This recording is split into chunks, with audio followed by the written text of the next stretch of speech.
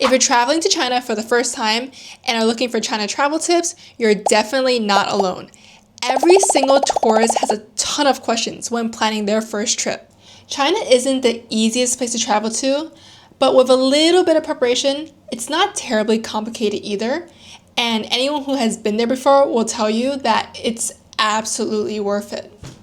So today, I'm breaking down the biggest questions and concerns that every China tourist has, including whether it's possible to travel China without knowing Chinese, how to access the internet, if it's safe or not to travel China, and everything else that tourists want to know. Every single one of these is so important to know to avoid unpleasant surprises, especially number 9, because without it, you won't be able to pay for your food, get around, and that's going to totally mess up your trip. I promise that by the end, you'll know exactly what to expect and feel much more confident about your upcoming travels. So let's jump right into these essential China travel tips. Question number 1. Can I travel China without knowing any Chinese? The biggest source of nervousness for most travelers is due to a language barrier, and that completely makes sense. I mean, how can you ask for help if you can't speak the language, right? But actually, you don't have to worry about that. That's because translation apps have come a long way. And for the sake of this video, I downloaded about a dozen apps and tested them all for you guys. Honestly, they all work pretty well, but the simplest one and my favorite one from the lot was Microsoft Translator. To start, I really like how there isn't any sign-up required. I was able to download the app and then use it immediately. The live translation feature is really fast and accurate, and I really like how you can flip half of the screen so that the other person can see what you're saying being translated in real time. It's a small touch, but makes the whole conversation seem much more seamless and natural. I also tested this on a menu, and you can see that it did a pretty good job translating it. Alright, I know that was super fast, but if you want a more in-depth tutorial on how to use a translation app in China, let me know in the comments. Secondly, never underestimate the power of a smile. Something I've learned through my travels is that friendliness transcends any language. A smile and a slight nod to say thank you or hello totally works. But of course, it's bonus points if you can say a few phrases like hello, thank you, excuse me. I think it's a fairly universal thing for people to open up and find endearing if they see you trying to learn and connect in their own language. It doesn't matter at all if you're saying it wrong or if you're saying it in a heavy accent. I think what's most important is that you're genuine in your intent, and I'm sure that'll come across and you'll get a smile from your recipient. Chinese people are also generally very 热情, which means like warm-hearted and helpful. And it's not just because I look like one of them. If you watch any China vloggers where they have these like really cute interactions with the locals, you can see locals really go out of their way to try to help them. So if you ask one person a question, it's very likely that everyone around will chime in and try to give their recommendations as well, just to try to help you get the best answer to your question. And the last thing I'll say on this topic is that larger cities like Beijing or Shanghai, the ones that see more tourists, are more likely to have more English signs and people who speak English. So if you are nervous, it can be a good idea to make one of these major cities your home base and then have the option to venture to less metropolitan areas for day trips if needed. China has a really extensive rail network system, so that makes it super easy. So in short, don't be intimidated by the language barrier. No one's judging, and I encourage you to embrace it as an opportunity to try something new, which I think is a beautiful part of traveling. And let me know in the comments if you have any fun stories about translation fails or how you go about communicating in a country where you don't speak the language. Question number 2, how can I get mobile data and access the internet while in China?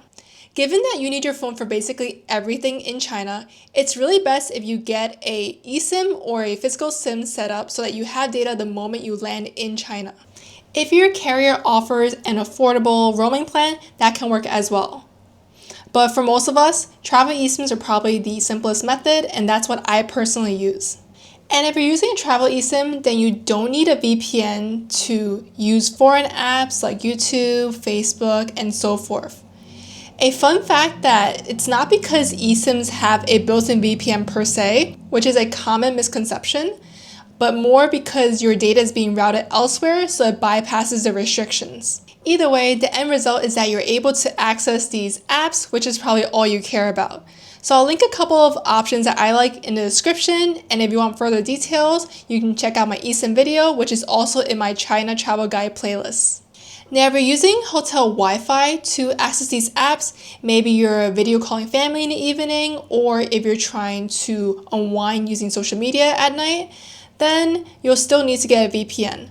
This is because even though you have an eSIM, you're using the hotel's internet for these actions, and therefore you're still subject to restrictions.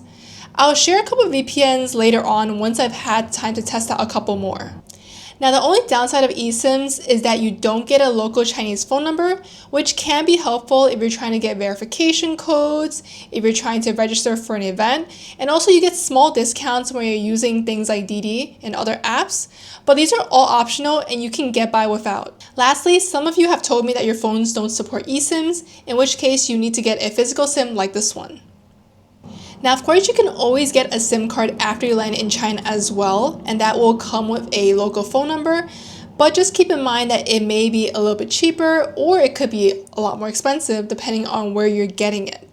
And more importantly though, you're going to have to wait in line, you're going to bank on the booth being open, which may not be the case depending on when you land, and then just have to wait to get it set up, which I personally would rather avoid after a long flight.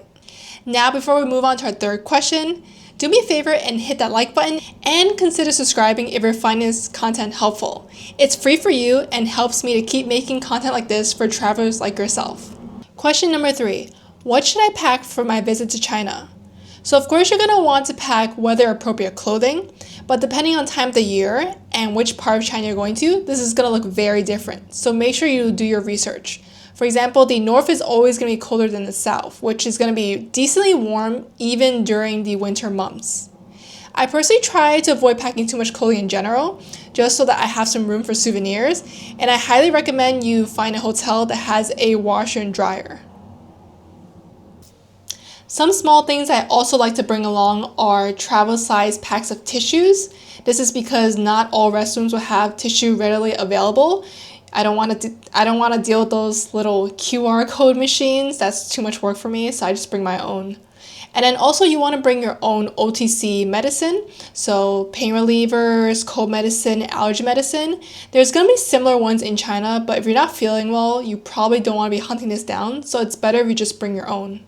Question number 4. Can I bring my non-CCC power banks onto planes in China? So you've probably heard by now that non-CCC marked power banks are being confiscated at the airports. So while this rule is technically only for domestic flights, travelers have reported being enforced for international flights in some cases as well. So I personally wouldn't risk it. If you need one for the long flight, I have a couple of recommendations in the description, and also you can always pick it up in China as well. Just make sure you keep in mind the battery size limits. Question number 5. Are there only squat style toilets in China? Is it hard to find a sitting style toilet? This is probably the most common complaint that I hear. And luckily, there are sitting style toilets at the airports, in the malls, in all hotels. It's usually the last stall, or it's sometimes marked as disability accessible toilet. And then for tourist attractions, it's really a hit or miss. It depends. For outdoor attractions, it's almost 100% gonna only be squat style toilets. So if squatting is an issue, I would try to work in a stop at a hotel or a local mall every couple of hours. Question number 6. Is it safe to drink tap water in China? It is not advisable to drink tap water in China, and you'll often see signs that say things like non-potable water right next to the sink. Instead, the hotel will always provide you with bottled water, so you'll see a couple in the bathroom that you can use for brushing your teeth, and then a couple throughout the room for drinking.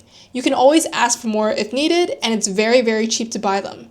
It's perfectly safe to use for washing your body, for washing your hair. That's not an issue.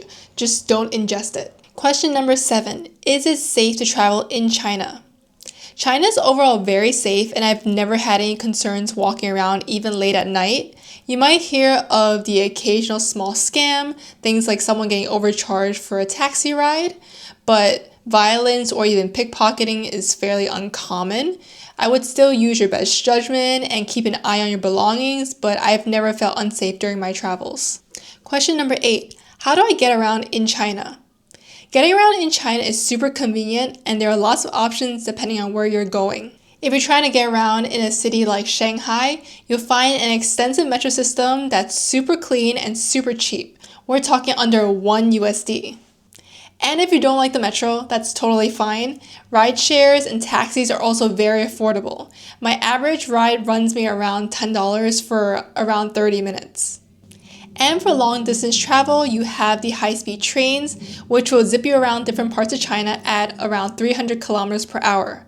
We're talking Beijing to Shanghai in about 4.5 hours for under $100 USD. And you get to enjoy the beautiful scenery along the way. Isn't that awesome? Question number 9. What apps do I need in China? Given that China is very tech forward, there are a ton of apps. But here are a couple that are absolutely essential to set up ahead of your trip. The first two are Alipay and WeChat Pay, which are mobile payment apps. These are essential since credit cards are not accepted in most places in China, and instead, basically everyone uses Alipay and WeChat Pay. Alipay is the easier of the two to set up, but I recommend you try to set up both just in case one fails, you have a backup. And you can also still use cash everywhere, but just keep in mind it's not as common, so you may not get exact change, which means you may end up paying more for things. It can be a good idea to have a little bit of cash on hand, maybe like 500 yuan or so, just to keep as a backup in case you have any mobile payment issues. Next, you'll want to make sure you have a rideshare app. Didi is the equivalent of Uber in China, and it's super convenient as it helps you avoid the tourist tax. It also has a built-in translation feature, which makes it super easy for you to communicate with your driver. The next app you'll need is a map/navigation one, just to make sure you can find your way around. And the one that I recommend is Amap, which is very foreigner friendly. You can see here it's all in English. I can type in places in Chinese or English, and just basically has all the typical map functionalities that you would expect. And then if you don't read or speak Chinese, you'll probably need a translation app. So some good ones, like I mentioned earlier, are Microsoft Translator, Papago, Baidu Translate, Google Translate. Those are all good. China is certainly not the easiest place to travel to, but what's life without a little challenge, right? And you'll be so glad after that you went and did something different and experienced something new. By the way, for more China travel tips, make sure to head over to my website to grab the China Essentials Guide, which is a great resource to help you prep for your trip. And I highly recommend you checking out this playlist, which will dive deeper into the topics I mentioned in this video and make sure you're truly prepared for your trip. Thanks for joining me today. Let me know in the comments if there's any other topics you want to hear about, and I'll see you in the next one.